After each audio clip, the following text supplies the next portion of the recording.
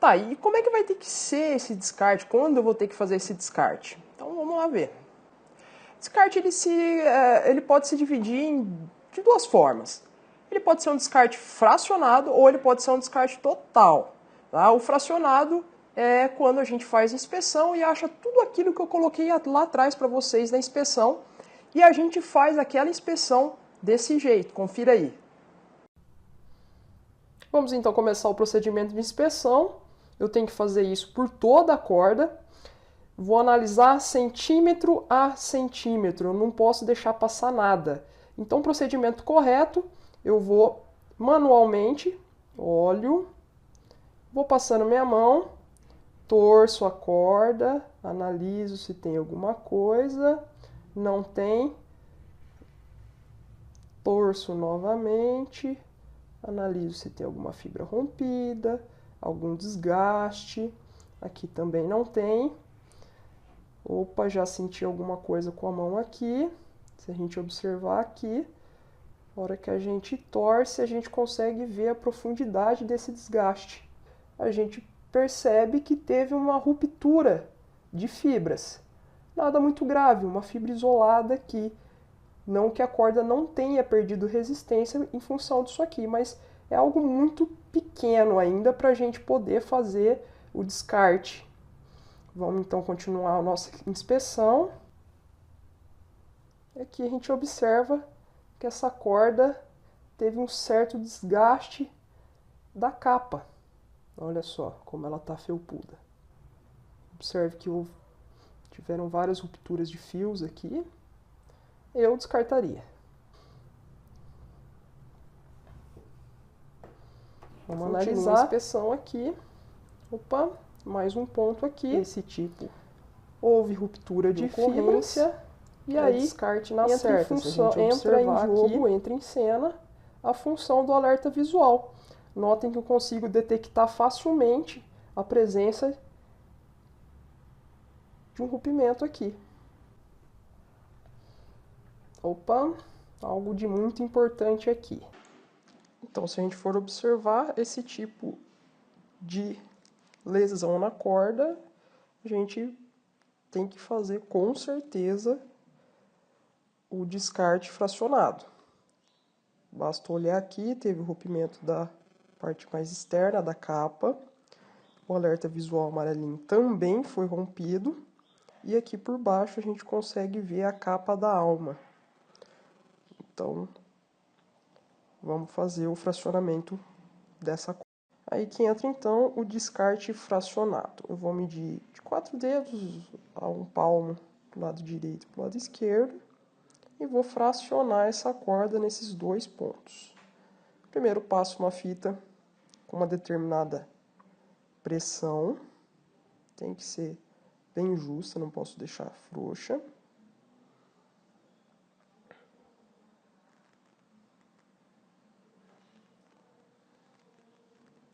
E é exatamente nesse ponto que eu vou fracionar a minha corda, fazer o primeiro ponto de fracionamento. Pronto, fiz o primeiro ponto de fracionamento. Vamos para o lado esquerdo, 4 a 5 dedos, mais ou menos aqui. Vou passar também a fita. Lembrando que eu tenho que ajustar bem essa fita.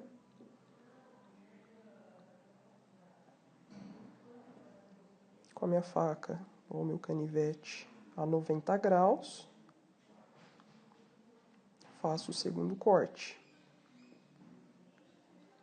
Pronto, já fracionei a minha corda.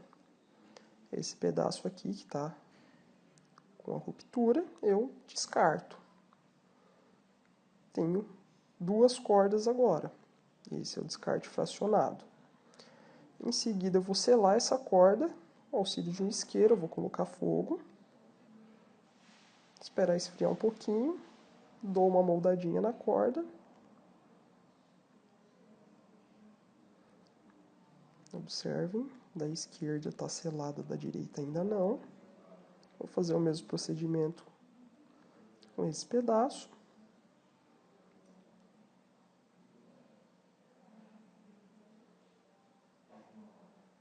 Espero dar uma esfriada. Moldo. E pronto, está feito o meu descarte fracionado. Tenho 2 cordas agora. Voltando aqui então, a gente tem a segunda forma de descarte, quando eu tenho que inutilizar a corda completamente. Então, quais situações que eu devo fazer isso? Primeiro, sempre que houver uma queda, assim como todo equipamento para trabalho em altura, sempre que ele sofre uma queda, que o usuário sofre uma queda com aquele equipamento, ele tem que ser descartado completamente.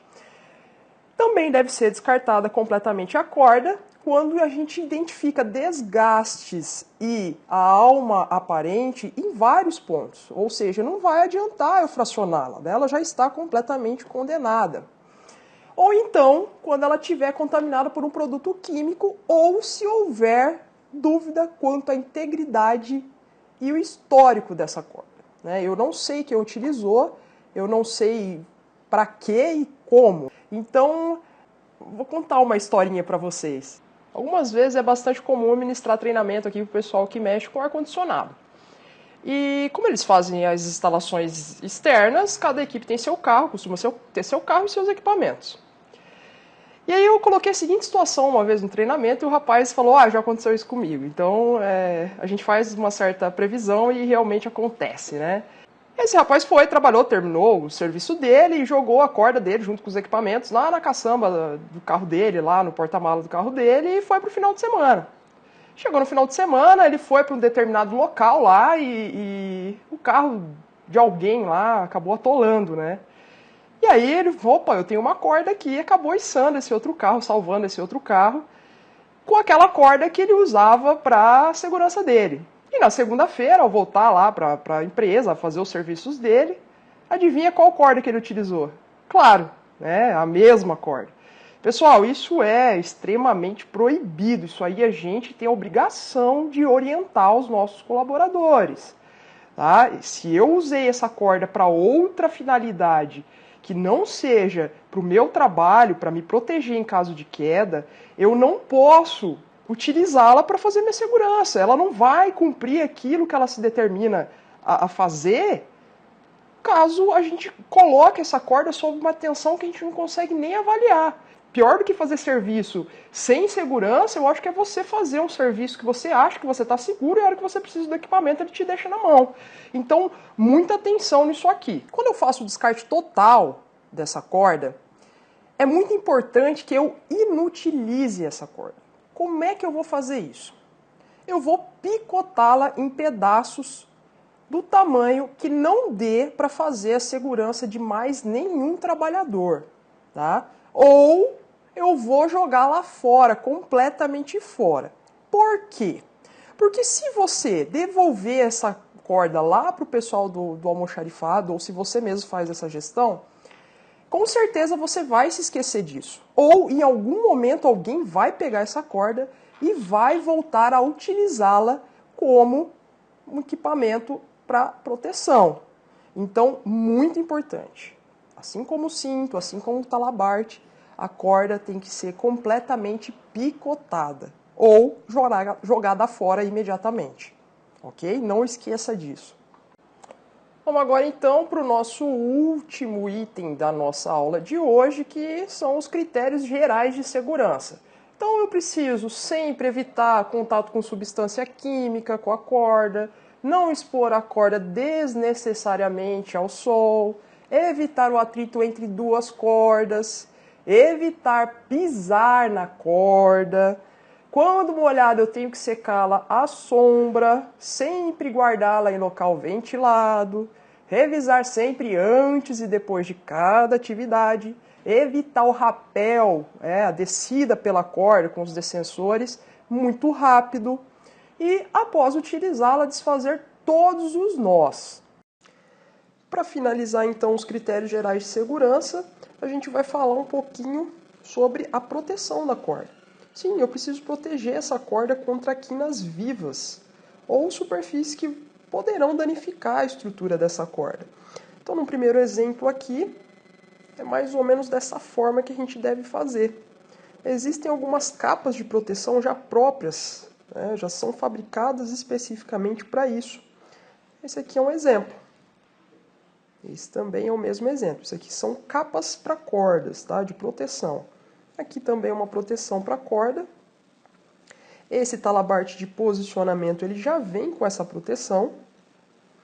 E não necessariamente a gente precisa comprar. A gente pode usar o bom e velho improviso, né? Usando conduítes, a gente pode passar a corda por dentro deles e utilizá-los na proteção da corda. Tá? Esses são critérios gerais de segurança. Alguns deles a gente até mencionou aqui. Para finalizar de vez, a gente vai fazer um resumo aqui. Então, tudo que a gente falou hoje na aula está aqui para vocês. Que é indispensável a gente entender e conseguir passar isso para o nosso colaborador. Que uma corda de segurança ela tem que ter a espessura de 12 milímetros, tem que ser semi-estática, tem que ter um fator de segurança de 20:1, ou seja, ela tem que aguentar no mínimo 2.000 quilos. Ela tem que ter a capa trançada feita em nylon, um alerta visual amarelo feito de polipropileno ou nylon. A alma tem que ser torcida feita em nylon e tem que conter ainda no interior dela e ao longo de toda a sua extensão uma fita de identificação. Tá? Não vamos esquecer da rotulagem na extremidade. Sempre realizar as inspeções, buscando imperfeições e danos, e, caso encontrá-los, fazer o fracionamento da corda ou descartá-la completamente. Né? Não esquecer de armazená-la de maneira correta. E, por último, respeitar a vida útil da corda. Isso também é indispensável. Uma dica que eu sempre dou e uma coisa que a gente tem que levar com a gente, embora a corda não seja o EPI, pelo fato dela não ter CA, né, dentro dessa classificação ela não se encaixa, eu acredito que todo mundo deveria distribuir corda e tratá-la como um EPI quanto à sua gestão. Né? Cada um cuida da sua, cada um zela pela sua, cada um armazena a sua, e quando tiver no momento de descarte, o colaborador deveria ir lá e pedir a troca, e aí os responsáveis pela gestão tomariam as medidas cabíveis. Certo? Então, pessoal, essa foi a nossa aula de hoje sobre cordas.